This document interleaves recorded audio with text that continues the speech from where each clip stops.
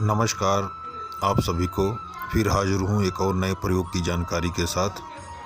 आज का जो प्रयोग है, जो तांत्रिक बंधन लगा देते हैं किसी के ऊपर और उनकी तरक्की नहीं हो पाती, या शरीर के ऊपर बंधन लगा देते हैं कि उनका शरीर जो है बंध जाता है, जैसे कि वो कोई काम नहीं कर पाते हैं। किसी प्रकार का भी वो जो काम करेंगे उसमें उनको सफलता नहीं मिलेगी। अगर आपके कारोबार के ऊपर बंधन लगा है या आपके परिवार को किसी ने तांत्रिक बंधन लगा दिया है, तो आपको क्या करना है कि ये जो आज का जो ये शब्द है, ये भी कुफरी इल्म का है, ये स्वयं सिद्ध है। आपको इसे सिद्ध करने की ज़रूरत नहीं है। इसको आपको क्या करना है, आप अपने इष्ट का जो भी आप जिनको पूछते हैं उनका ध्यान करें। अगर आपके पास कोई मंत्र है उसका जाप कर लें थोड़ा सा। उसके बाद इस जो शब्द को है आपको 7 बार पढ़ना है और 7 बार अपने हाथ पे फूंक मारना है, हथेलियों पर। जैसे आपने एक बार पढ़ा और अपने दोनों हथेलियों पे फूंक मारा और उसको अपने सर से लेकर नीचे पाँव तक आपको फेराते ले जाना है। इसी तरह आपको 7 बार करना है और 11 बार आपको पानी में पड़ना है और उसे पी लेना है और थोड़ा सा बचा के रखिए उसको। जो जब नहाएंगे तो उसको जो है आपको पानी में डालकर नहाना है और थोड़ा सा अपने ऊपर छिड़क लें। तो ऐसा आपको 7 दिन तक करना है। अगर आपका ऑरा अच्छा है और आत्मिक पावर ठीक ठाक है, तो मुझे लगता है कि आप 7 दिन से पहले ही ठीक हो जाएंगे, सारे बंधन टूट जाएंगे। अगर आपकी रूहानियत ठीक नहीं है या उतनी आपके शरीर में और आत्मा में पावर नहीं है, तो आपको 11 दिन से 21 दिन लग सकते हैं इस चीज़ को करने में।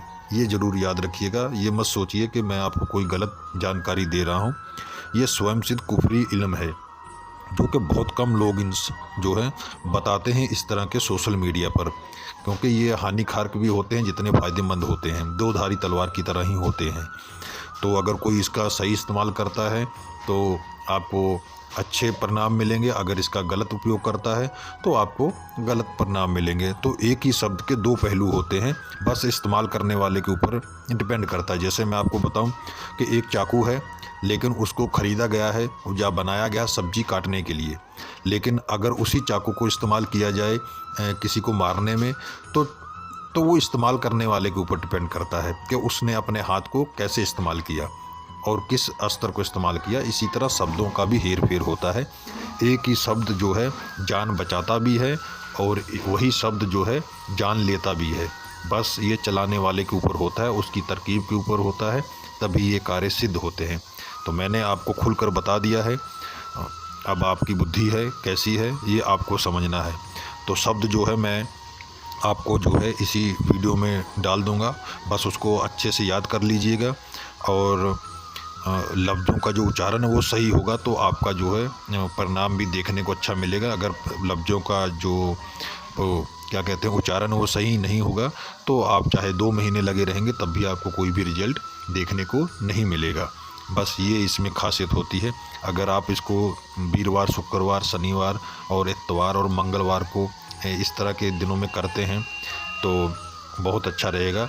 अगर आपके मुख से कोई भी शब्द काम नहीं करता है, चाहे कोई भी विद्या का हो, तो आपको जो है उस शब्द को एक बार 108 बार जाप कर लेना चाहिए और सामने दिया जलाइए, अगरबत्ती जलाइए और कोई भी शब्द हो उसका 108 बार उच्चारण करके तब इस्तेमाल करिए, तो आपको रिजल्ट देखने को मिलेगा। जैसे ये कुफरी शब्द का स्वयं सिद्ध मंत्र है, तो इसे भी आप 108 बार अगर जाप कर लेते हैं तो इसकी पावर बढ़ जाएगी, बल्कि रिजल्ट जल्दी मिलेगा। जहां 5-6 दिन लगते हैं वहां 2 दिन में ही काम हो जाता है। इस तरह की जो पावर होती है वो जागृत हो जाती है। काम तो होता ही है लेकिन स्लो होता है। जो सिद्ध पुरुष होते हैं वो 1-2 बार में ही करते हैं तो आपको 24 घंटे में रिजल्ट देखने को मिलता है। तो वही काम अगर आप खुद करते हैं तो आपके अंदर वो पावर नहीं है, तो आपको वो काम 1 महीना, 15 दिन, 20 दिन, 2 महीने, 3 महीने भी लग सकते हैं उस चीज़ को करने में। तो वहाँ पर ऊर्जा का इस्तेमाल होता है, तो ऊर्जा ही सारे कार्य करती है। ये सब एक भेद है, आप धीरे धीरे सब जान जाएंगे। तो आशा करता हूँ कि इस प्रयोग से आपको लाभ मिले और जो आपके ऊपर तांत्रिक बंधन लगे हुए हैं उनसे आपको मुक्ति मिले। तो इसका इस्तेमाल करके आप देखिएगा। और जो तंत्र विद्या को नहीं जानते हैं, साधारण लोग हैं, वो इस तरह के प्रयोगों को इस्तेमाल ना करें, ना ही इनको करने की कोशिश करें, क्योंकि उनको हानि हो सकती है। तो आज्ञा दीजिए, फिर मिलूंगे एक और नए प्रयोग की जानकारी के साथ। तब तक के लिए नमस्कार।